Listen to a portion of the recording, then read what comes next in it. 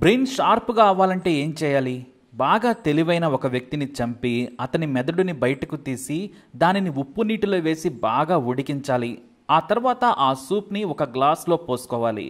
ఆ మెదడు రసం తాగుతూ మంచింగ్లోకి ఒక ఉల్లిపాయ, దానికి తోడు ఒక ఆయిల్లో వేసి తీసిన మిర్చితో కలిపి తింటే రుచికి రుచి. అలాగే మన మెదడు కూడా చాలా షార్ప్గా తయారవుతుంది. ఎక్కడా లేని తెలివితేటలు వచ్చేస్తాయి. ఇదేంటి ఏదో నరమాంస భక్షకుడిలా మాట్లాడుతున్నాను అనుకుంటున్నారా? ఉత్తరప్రదేశ్లోని చెవోకి అనే గ్రామంలోని డేంజరస్ కిల్లర్ కథ ఇది. ఆ కథ మీకు తెలిస్తే ఒళ్ళు గగుర్లు పొడుస్తుంది. యూపీలోని చెవోకి అనే గ్రామంలో రామ్ నిరంజన్ అలియాస్ రాజా కొలాందర్ అనే వ్యక్తి ఉండేవాడు. ఇతని భార్య పేరు పూలందేవి. ఆమె కూడా పేరుకు తగ్గట్టే మహా డేంజరస్ ఉమెన్. ఆమె తమ్ముడు వక్షరాజ్ సైతం నరరూప రాక్షసుడు. ఊళ్ళో అందరినీ ఈ ముగ్గురు బెదిరించేవారు. వాళ్లకు ఎదురొస్తే కొట్టడం, బెదిరించటమే. పోలీస్ స్టేషన్లకు వెళ్లడమే అనేది ఉండదు. డైరెక్ట్గా మర్డర్ చేసి ఆనవాళ్లు కూడా లేకుండా చేస్తారు. ఇందులో రాజా కోలాందర్ కీలకమైన వ్యక్తి. అతను హత్యలు చేసి వచ్చినా, దోపిడీలు చేసి వచ్చినా సరే వాటిని కనుమరుగు చేయడంలో అందివేసిన చెయ్యి. ఇక బావకు కష్టం వస్తే వక్షరాజ్ సీన్లోకి వచ్చేస్తాడు. అలా వారి కుటుంబం ఉమ్మడిగా కష్టం లేకుండా హత్యలు, దోపిడీలు, బెదిరింపులతో హాయిగా ఉంది. రాజా కోలందర్ మొదట్లో ఒక ఆర్డినెన్స్ ఫ్యాక్టరీలో పనిచేసేవాడు. మంచి శాలరీనే వచ్చేది. ఆ సమయంలో తనతో పాటు పనిచేసే వ్యక్తి చాలా తెలివిగా ప్రమోషన్ సాధించాడు. పైగా అతనికి కొంత చదువు కూడా ఉంది. అయితే ఒక కులానికి చెందిన వారికి తెలుగు ఎక్కువగా ఉంటుందనేది రాజా నమ్మకం. ఆ కమ్యూనిటీకి చెందిన వ్యక్తితో స్నేహం పెంచుకొని ఒకరోజు రాత్రి తన ఇంటికి తీసుకొచ్చాడు రాజా. మాయమాటలు చెప్పి ఇంటికొచ్చిన తర్వాత భార్యతో కలిసి అతనిని హత్య చేశాడు. అది కూడా అతని మెడకు తాడు వేసి ఊరేసి చంపారు. తల మీద కొడితే మెదడు చెదురుతుందని అతని భావన. తనతో పాటు పనిచేసే ఆ వ్యక్తిని చంపిన తరువాత తల భాగాన్ని ఇంట్లోనే ఉంచుకొని మిగతా భాగాలను ముక్కలు చేసుకొని అందులో కూడా వారికి ఇష్టమైన పార్ట్స్ని దాచిపెట్టుకొని మిగతా వాటిని అడవిలో కొన్ని, చెరువులో కొన్ని పడేశాడు. ఇక ఆ రోజు మనిషి తల దొరికితే రాజాకు పండగే. మెదడును జాగ్రత్తగా బయటకు తీసి దానిని ఉప్పు నీరు వేసి ఉడికిస్తాడు. లేదంటే కర్రీ సూప్లా చేసి తాగుతాడు. మంచింగ్ కోసం ఉల్లిపాయ నంచుకొని ఎంజాయ్ చేస్తాడు. తెలివైన వారి బ్రెయిన్ రసం నుంచి వచ్చే ద్రవం తన మెదడును కూడా షార్ప్ చేస్తుందని ఆయన భావన. అలా బయట గ్రామం వారిని ఎంతో మందిని చంపి తన ఇంట్లోనే వారి మెదడు సూప్ తాగేవాడు రాజా. అతని భార్య కూడా ఏనాడు అతని పనులకు అడ్డు చెప్పలేదు. భర్త సంతోషం కోసం మనిషి లివర్ను కూడా వండి ఫ్రై చేసి అతనికి పెట్టేది. మరికొన్నిసార్లు ఇద్దరూ మనిషిలోని గట్టి కండభాగాన్ని వేరు చేసి కూరలా వండుకొని తినేవారు. ఓసారి వ్యక్తిగత పని మీద అలహాబాద్ వెళ్ళాడు రాజా.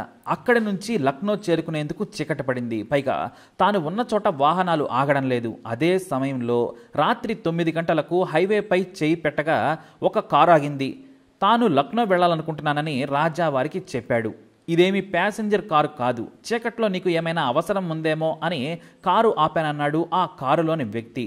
తనకు లిఫ్ట్ ఇవ్వమని రాజా అడిగితే కారులో ఉన్నవాళ్ళు కుదరదన్నారు.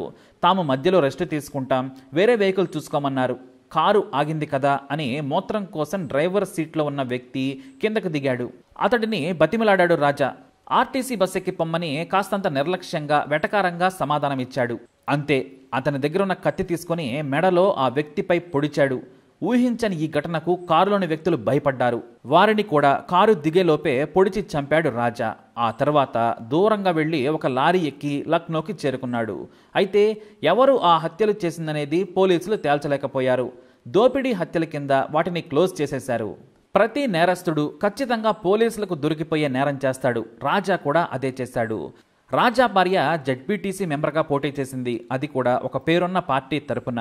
ఈ రాజా ఫ్యామిలీకి ఎదురుగా నిలబడి వారిని ఢీకొట్టేవారు ఎవ్వరూ లేరు. డబ్బు లేకున్నా కూడా భయపెట్టి రాజా ఓట్లు వేయించుకునేవాడు. అతని బావమరిది వక్షరాజ్ కూడా అంతే. మండలంలో వాళ్ళు తమకు తాముగా లీడర్లుగా ఎదుగుతూ ఉన్నారు. అయితే రాజా భార్యకు పోటీగా ధీరేంద్ర సింగ్ అనే జర్నలిస్ట్ తన భార్యను ఎన్నికల బరిలోకి దించాడు.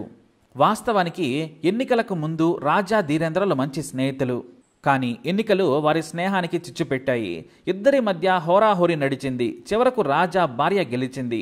కొద్దిపాటి ఓట్ల తేడాతో జర్నలిస్ట్ ధీరేంద్ర భార్య ఓడిపోయింది. దీంతో వారిద్దరి మధ్య గొడవలు మరింత పెరిగాయి. కానీ ఎన్నికలు ముగిసిన నెల తర్వాత మనం స్నేహితులం, నీకు ఏ పనైనా చేసి పెడతానని ధీరేంద్రకు మాటిచ్చాడు రాజా. కానీ జర్నలిస్ట్గా ధీరేంద్ర సింగ్ అగ్రెసివ్గా ముందుకెళ్తూ ఉన్నాడు. స్థానిక పేపర్లలో అధికారుల అవినీతి నుంచి నాయకుల క్రిమినల్ బ్యాక్గ్రౌండ్ను ప్రస్తావిస్తూ కథనాలు కూడా రాస్తూ ఉన్నాడు. దీంతో రాజాకు ఒక భయం పట్టుకుంది.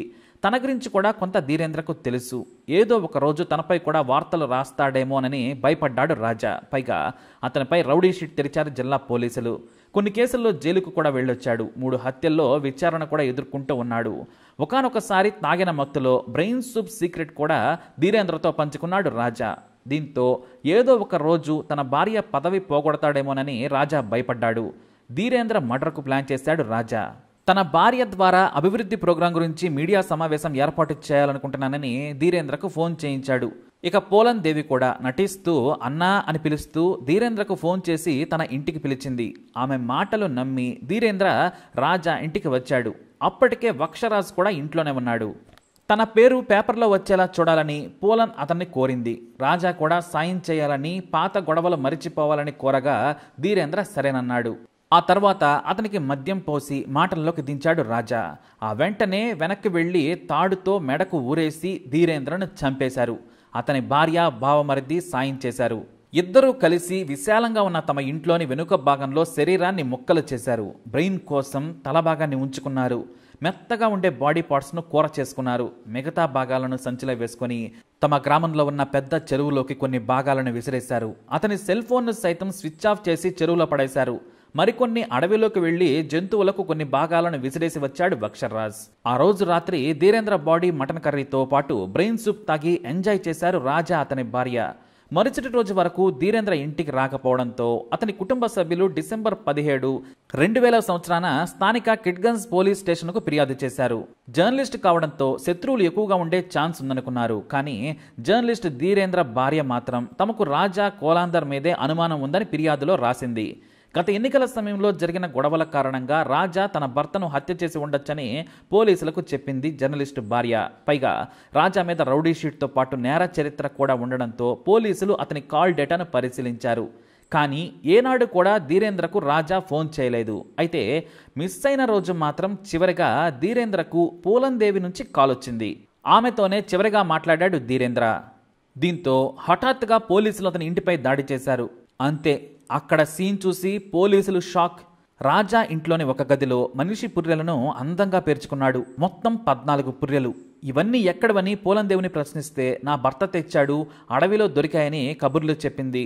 వాటిని ఇంటిలో ఉంచుకుంటే మంచి జరుగుతుందని ఒక మాంత్రికుడు చెప్పాడని పోలీసులకు చెవిలో పూలు కూడా పెట్టేసింది.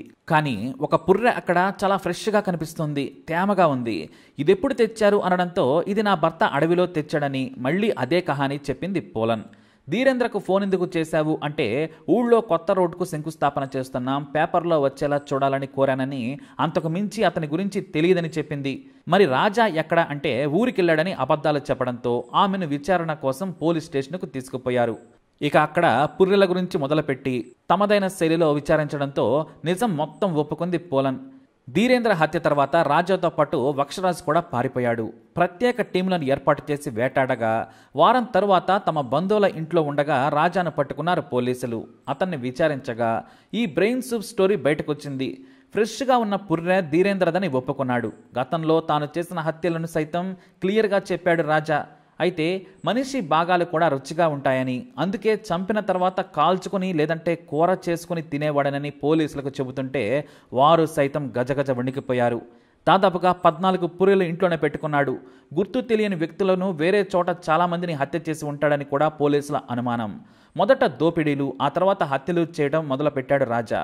తనతో పాటు పనిచేసే వ్యక్తిని కేవలం బ్రెయిన్ సూప్ తాగేందుకు ఘోరంగా హత్య చేశానని ఒప్పుకున్నాడు. అతని మాటలకు పోలీసులు సైతం భయపడ్డారు. ఆ హత్య తర్వాత ధైర్యం వచ్చిందని, అందుకే హత్యలు చేశానన్నాడు రాజా. ఒకరిని చంపిన తర్వాత నాకేంతో శక్తి వస్తుంది, దాంతో నేను ఏ పనైనా బాగా చేయగలుగుతాను. నాకు బ్రెయిన్ సూప్ తాగిన తర్వాత తెలివి పెరిగింది. ఇప్పుడు ఆస్తులు కూడా బాగా సంపాదించాను. హత్యలు చేయాల్సిన అవసరం ఇక నాకు లేదు. కానీ ధీరేంద్ర నా మీద పేపర్లలో స్టోరీలు రాసి పట్టిస్తాడేమోనన్న భయంతో చంపానన్నాడు రాజా.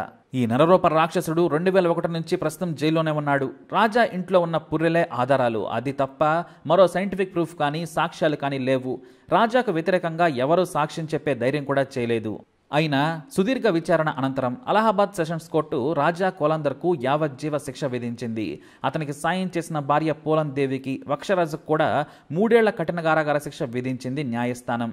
ఇతనే భారతదేశంలో ఆధారాలతో సహా దొరికిన మొదటి నరమాంస భక్షకుడని మీడియాలో ఆ రోజుల్లో సంచలన వార్తలొచ్చాయి. మరీ ముఖ్యంగా బ్రెయిన్ సూపర్గా ఈ హంతకుడికి పేరు. ఒక తెలివైన వ్యక్తిని చంపి అతని బ్రెయిన్ను సూప్లా చేసుకుని తాగితే తెలివి పెరుగుతుందని నమ్మిన మూర్ఖుడు ఈ రాజా. అతను చేసిన ఘోరాలు ఇంకెన్ని ఉన్నాయో ఎవరికీ తెలియదు. ఇప్పటికీ అలహాబాద్ జైల్లో చెప్పకూడదు తింటున్నాడు రాజా కోలందర్. మరి ఈ బ్రెయిన్ సూపర్ని మీరేమంటారు? తప్పకుండా మీ అభిప్రాయాన్ని కామెంట్ ద్వారా తెలియజేయండి. అలాగే ఇలాంటి ఇన్ఫర్మేషన్స్ కోసం ఈ వీడియోని లైక్ చేయండి, షేర్ చేయండి, మా ఛానల్ని సబ్స్క్రైబ్ చేసుకోండి.